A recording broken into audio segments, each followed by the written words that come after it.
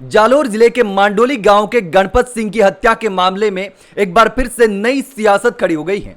गणपत सिंह मांडोली की हत्या के मामले में उनकी 80 साल की बूढ़ी मां पिछले 18 दिन से भूख हड़ताल पर बैठी थी और उसके बाद में पुलिस ने आखिरकार पूरे मामले का पर्दाफाश करते हुए 3 लोगों को गिरफ्तार कर लिया है, जिसमें एक महिला और 2 पुरुष शामिल हैं। लेकिन इसको लेकर के लगातार रतन देवासी पर सवाल खड़े हो रहे थे, तो अब रतन देवासी ने भी अपना स्पष्टीकरण दे दिया है।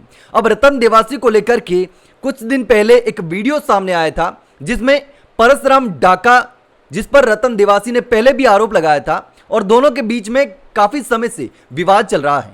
तो परसराम डाका ने आरोप लगाया था कि नार्को टेस्ट आरोपियों का करने की बजाय रतन देवासी का करना चाहिए। नार्को टेस्ट मुलजिमों की बजाय रतन देवासी का किया जाए। उसके बाद में लगातार सियासत बढ़ती जा रही थी और अब आखिरकार रतन देवासी ने इस पूरे मामले को लेकर अपना भी स्पष्टीकरण दिया है कि आखिरकार मेरे पर लगातार लोग आरोप लगा रहे थे, लेकिन अब जाकर के इस पूरे मामले में दूध का दूध और पानी का पानी हो गया।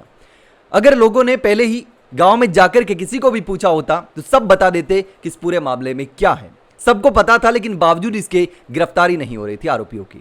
लेकिन रतन देवासी पर सवाल इसलिए खड़े हो रहे थे कि रतन देवासी धरने में एक बार भी नहीं गए थे। लेकिन अब जाकर के रतन देवासी ने क्या कहा है, यह देखना और समझना भी जरूरी है कि आखिर इस पूरे मामले को लेकर के उनका पक्ष क्या है। अब आरोपियों की गिरफ्तारी हो गई, मैं आरोपियों के नाम भी बता देता हूं। पुलिस ने इस पूरे मामले में मांडोली के ही रहने वाले गजेंद्र सिंह पुत्र सुरेंद्र सिंह जाति राजपूत, वागाराम पुत्र कानाराम जाति भील और लच्चू देवी पत्नी सवाराम जाति चौधरी को गिरफ्तार किया है। यानी 3 लोगों को गिरफ्तार किया और पुलिस का कहना है कि हत्या की वजह अवैध संबंधों की ब्लैकमेलिंग थी। अब इस पूरे मामले को लेकर एक नई सियासत भी खड़ी हो गई है।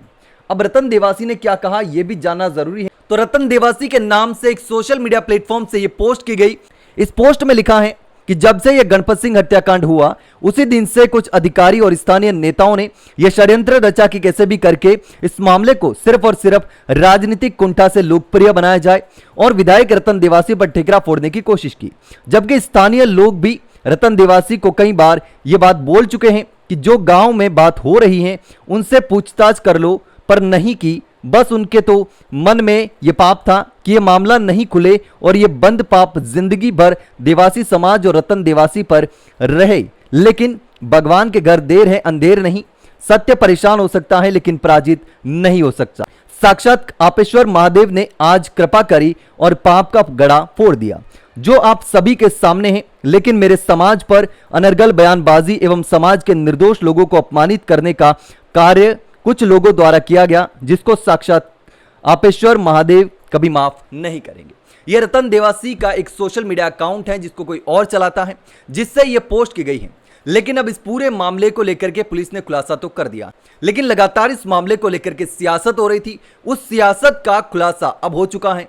रतन देवासी पर लगातार सवाल खड़े हो रहे थे और सवाल इसलिए खड़े हो रहे थे कि रतन देवासी इस पूरे मामले को लेकर चुप थे और एक बार भी गणपत सिंह मांडोली की हत्या को लेकर की जो जालोर मुख्यालय पर धरना चल रहा था वहां पर नहीं गए।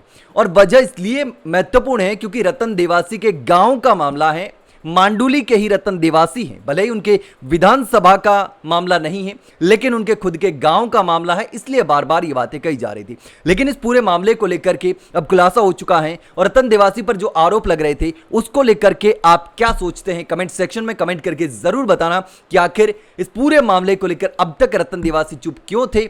और अब जो परसराम डाका ने आरोप लगा दिया था कि नार्को टेस्ट आरोपियों की बजाय रतन देवासी का करना चाहिए, उसको लेकर के भी आप क्या सोचते हैं कमेंट में जरूर बताना।